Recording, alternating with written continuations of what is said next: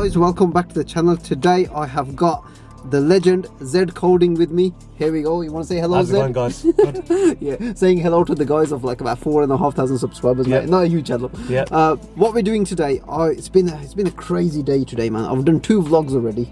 I've done an RSQ8 vlog. Yeah. I've just done a what was it, a Golf Edition 35, yeah. Beautiful car, and now I'm in my M4. And what we're going to do in this vlog, I'll probably mention this in one of my previous videos, we're going to be doing a stage 1 flash. My car has been standard and stock for the last year that I've owned it, so we're going to go stage 1.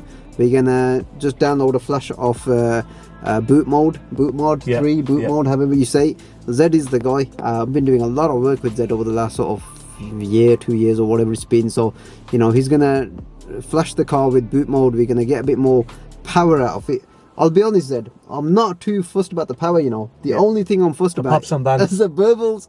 Yes, the pops and bangs. So what we're going to do is we're going to not really go through how the boot mode or the boot mode stage 1 is flashed, because there's loads of videos on YouTube out there. So if you want to see more in-depth stuff, I'll probably link something in the description. But what we'll do is quickly give you like an overview of how it's going to be downloaded, flashed onto the car, all the error messages that are going to be coming up, not going to affect the car whatsoever. And then following that, I'll do a full in-depth review and impressions vid of how this boot mode stage 1 flash has transformed the car.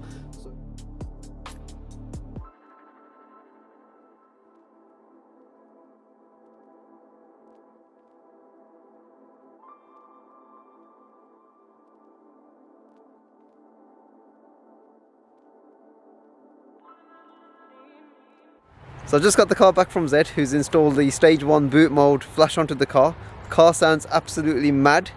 It's now crackling and popping and got all the exhaust burbles that was missing on the car from before, so it's just transformed the car. And then we're going to take my stage 1 M4 on those country lane. I'm so gassed up. It's my M4 this time that's got the stage 1 map on it, and I'm so excited to get it on those lanes and give you my impressions. So what I'll do is I'm going to throw in a clip of what the car was sounding like stock on the startup and revving in sport mode, and then we'll give the car a start up as well as how it's sounding now with the boot mode stage 1 flash on it.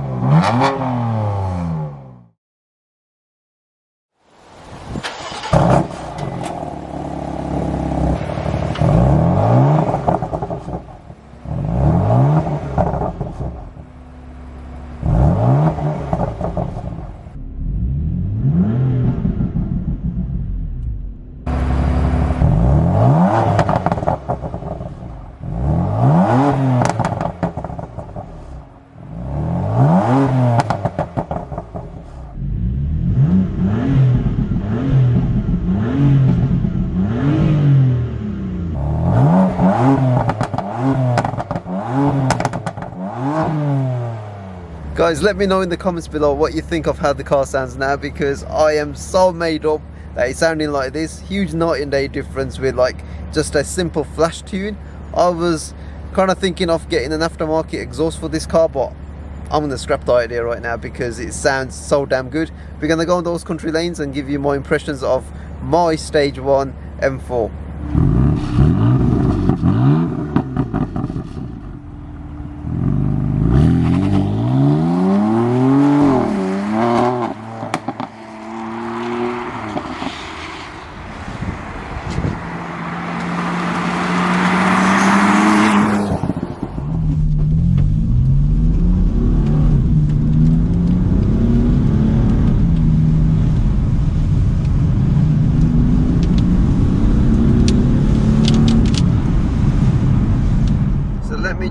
The lowdown in terms of headline numbers. The car now produces around 520 horsepower, around 700 newton meters of torque, maybe a little bit more, but it's there or thereabouts. The way the boot mode stage 1 flash has transformed the car, it's like night and day difference. I wasn't expecting it to actually feel this different compared to how it is right now. The car, even in its most efficient mode, just feels way more faster, way more effortless to drive. And then when you stick it into its sports or its sports plus mode, the car it's like a different animal altogether. I mean, the traction now flashes in like efficient mode. I wouldn't say that it's not drivable, but it's like me having to learn the car all over again. It's not a matter of, oh yeah, the car's got like, you know, 550 odd horsepower or whatever that might be right now, and oh yeah, it's the same car. It's just totally transformed the car. So this car before was a complete stock car. Power wise, the only upgrades, performance upgrades, were like, say, the suspension modification, so it's been lowered on like, say, 20mm. Performance as in handling, and that in itself made quite a nice difference in terms of how the car was riding and whatnot. And yes, I did have the GTS Flash on the car about a year ago, again courtesy of ZedCoding. Now a little bit about the GTS Flash, because there might be some of you guys that, one, are new to the channel, second, you know, I've just bought a M3 or an M4 and you're not familiar with the GTS Flash. What essentially that does is it changes the software from the standard software that's on the M3 and the M4, and Zed has installed the GTS Flash, which is the software that you find on the M4 GTS, and that software is flashed onto the gearbox, the diff, the steering, what else was it?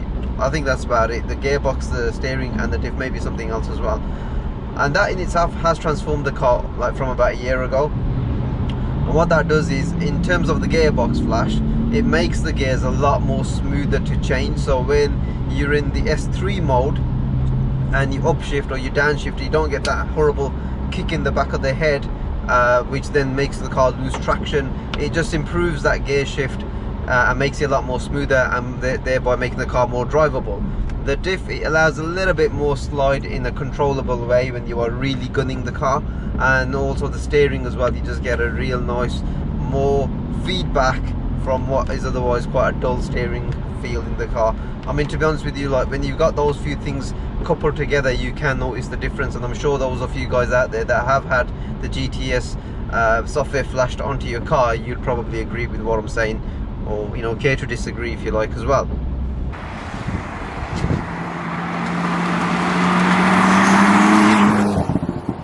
So the Stage 1 flash that I've got on my car is the Bootmod Stage 1 flash, which is the off-the-shelf or the OTS flash. I think it's written by a company called Pro Tuning Freaks. That's the one that Zed recommended. I mean, you can go and get custom maps via Bootmod as well, but for a OTS flash, it's pretty good. I mean, you can go straight to Stage 2 if you like, but Stage 2 does require, like, you know, downpipes and stuff like that, which I'm not really interested in right now. But Stage 1, getting like almost 100 more horsepower and like around 200 newton meters of torque, it's pretty impressive with the way the car just drives and how effortless it has now become to drive. Stick the car into my favorite M1 setting.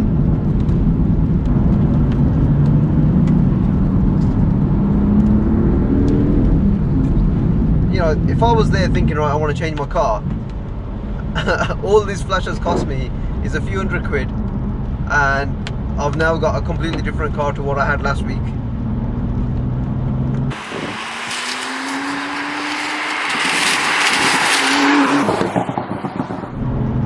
It's just a complete different animal. The sound has changed as well, not only from the outside but from the inside. Like little things like the startup, it's now got the startup GTS roar. The exhaust, like I said, burbles quite nice as well, so you've got the pops and crackles.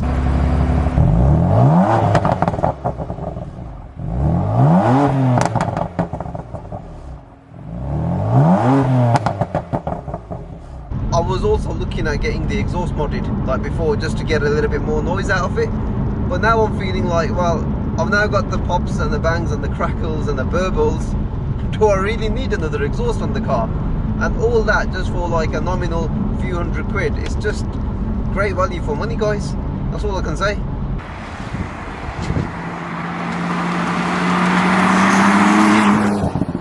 It is quite a wet day with lots of standing water around. It's not ideal when I've got like this much power at the disposal of my right foot. So you know, you have to really know what you're doing and driving this car, not be a complete idiot like throwing it around corners and whatnot.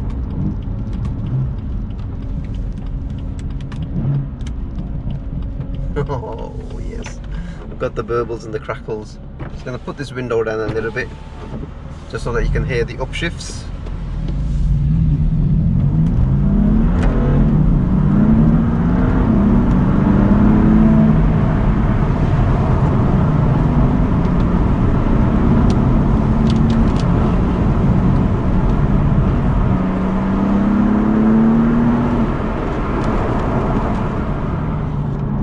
Is phenomenally quicker now than it ever has been, and like I said before, it is a night and day difference. I mean, bear in mind this is just the stage 1. Imagine if I go stage 2, it'll just like be completely crazy. It's still drivable, that is the thing.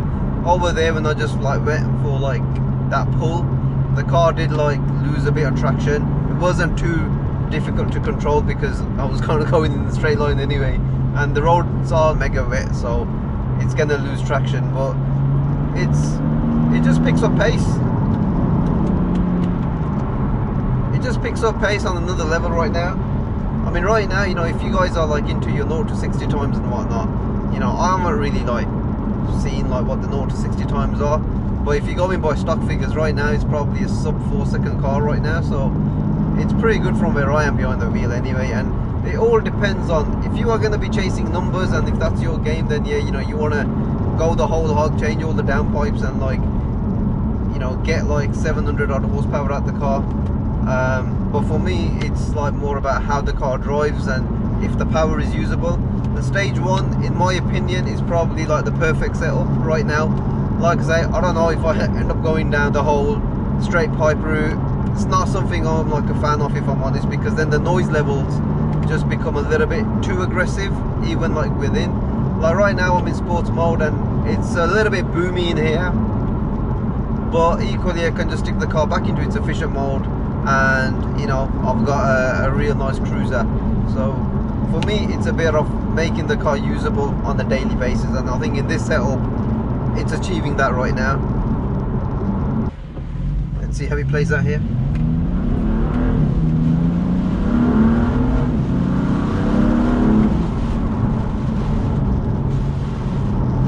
Put the power down quite well. I mean, there was no real slip there, and you know, I was like putting my foot down and revving the car out as well.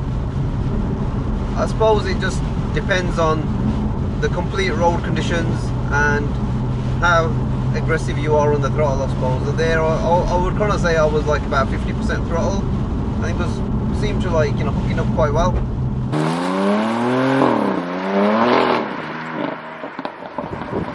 Some of you might be thinking that I've upped the power on this car. How does that affect like the crank hub reliability now? Because in one of my previous videos I did say that if you're keeping your car stock, you shouldn't really have any crank hub issues, based on the conversations I've had with the BMW technicians and whatnot. But right now, you know, it's playing on the back of my mind, and I have got the car booked in next week to get the crank hub fix or a solution to it. There'll be more on that over the next coming weeks when I've obviously gone through and had it done, and I'll talk you guys through the whole kind of process and the costs that are involved in that as well, so stay tuned for that. So if you guys are worried about warranty in terms of like modifying your car with more power, how does that affect warranty? Yes, it will affect your warranty, probably will void it. My car is out of warranty right now, so you know, I might as well start tuning it a little bit. And you know, I'm not going to go over the top like I said, but it's not an issue for me anymore. So if you are worried about warranty, I would say don't do this, simple as. But the beauty of boot mode is that you can flash your car back to stock anyway at any time.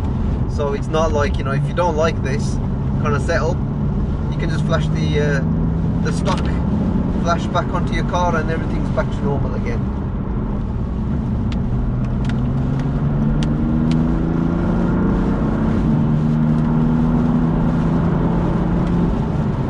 Like I say, this car gets up to speed really quickly right now.